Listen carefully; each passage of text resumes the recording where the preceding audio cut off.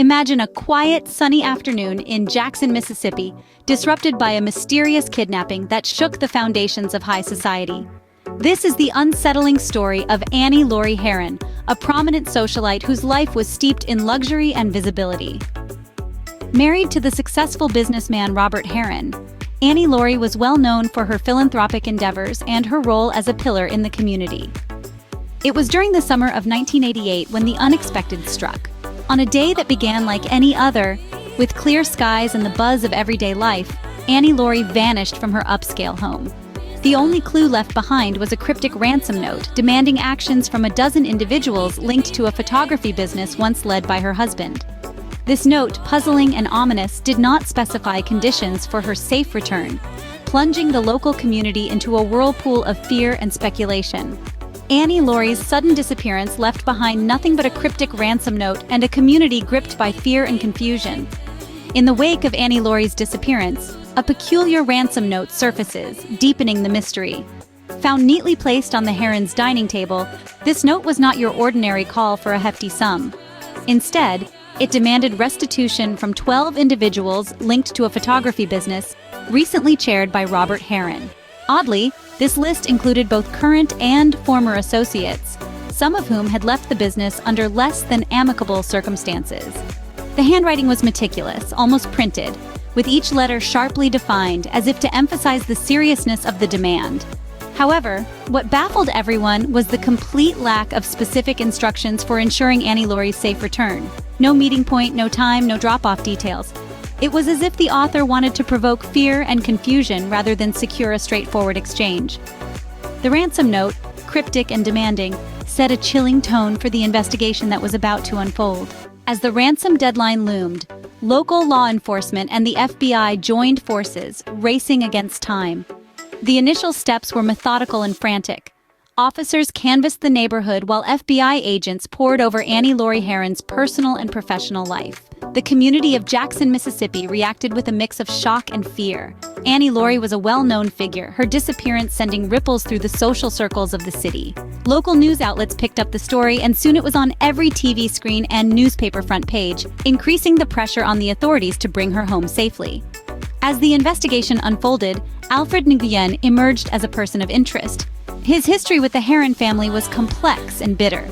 Alfred, a former associate in Robert Herron's photography business, had harbored resentment after a financial dispute that left him out in the cold. Investigators delved into Alfred's past, interviewing colleagues, friends, and family. They tracked his movements and communications around the time of Annie Laurie's disappearance. Each step was a move towards understanding whether his grievance had driven him to commit such an act. Meanwhile, the Herron family, desperate for any news, increased the reward for information leading to Annie's safe return. The tension in the community was palpable, with residents locking their doors earlier and watching strangers with suspicion. With every passing hour, the mystery deepened, and the list of potential suspects grew longer. Just when the case seemed impenetrable, a series of breakthroughs rekindled hope for solving the mystery. The turning point in the Annie Laurie Herron kidnapping saga arrived unexpectedly. Investigators, tirelessly sifting through mountains of evidence, stumbled upon a cache of documents that had been sent to the IRS. These weren't ordinary financial records. They were littered with Alfred Nguyen's meticulous plans for what appeared to be a carefully orchestrated abduction. These documents revealed a sinister blueprint. Nguyen had outlined each step of his plot with chilling precision, from surveillance schedules to potential escape routes. This was a man who had not only motive, but had also invested considerable time into planning his revenge against the Herrons.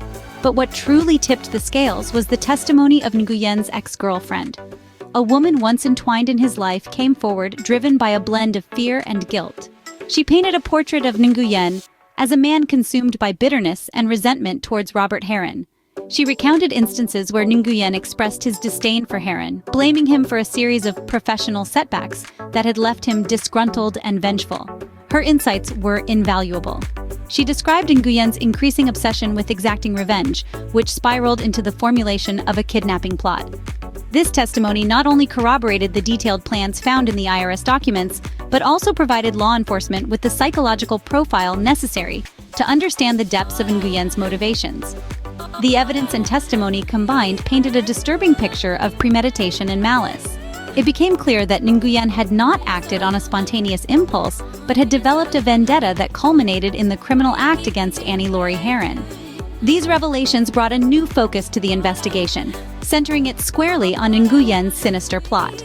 As the pieces of the puzzle fell into place, the path to resolving this distressing case seemed to finally be within reach. With a suspect in focus and new evidence in hand, the investigation approached its critical phase. Alfred Nguyen, once merely a shadow in the backdrop of the Herrons' affluent life, now stood at the center of a criminal investigation that had gripped the community. As the evidence stacked against him, the authorities moved swiftly, arresting Nguyen in a dawn raid that shocked both locals and the media alike. In the days following the arrest, the pieces began to fall rapidly into place. Investigators uncovered a cache of emails between Nguyen and his accomplice, outlining their meticulous plans. These communications not only detailed the kidnapping, but also discussed potential escape routes and methods to elude capture.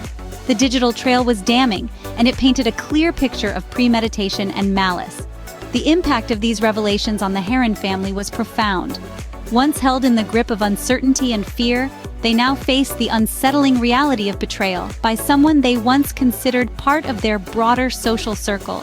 The community, too, reeled from the news, struggling to reconcile the charming image of Nguyen with the calculating criminal he had proven to be.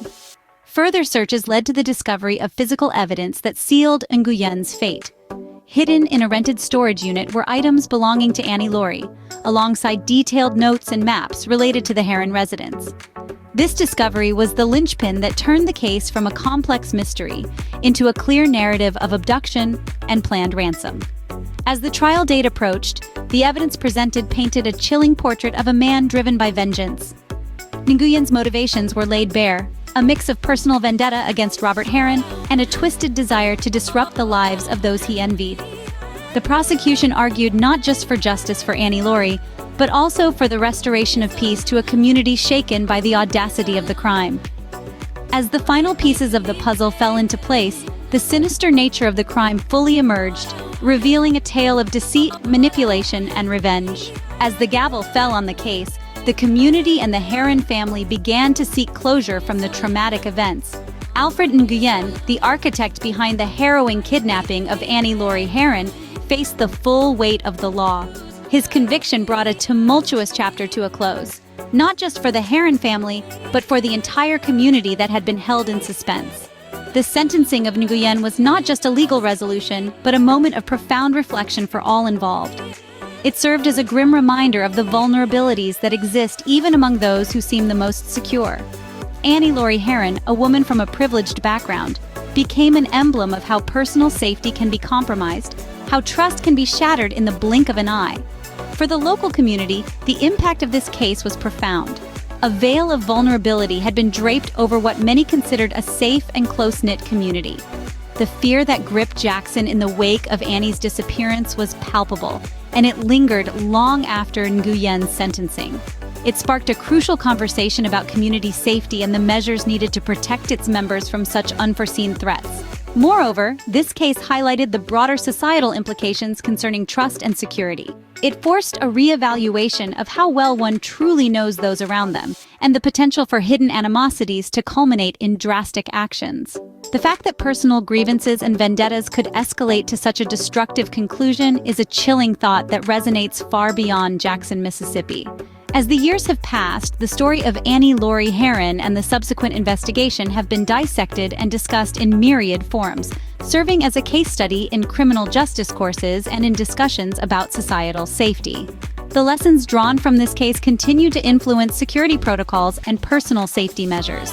Today, the story of Annie Laurie Herron remains a stark reminder of how deeply personal grievances can disrupt lives, even in the highest echelons of society.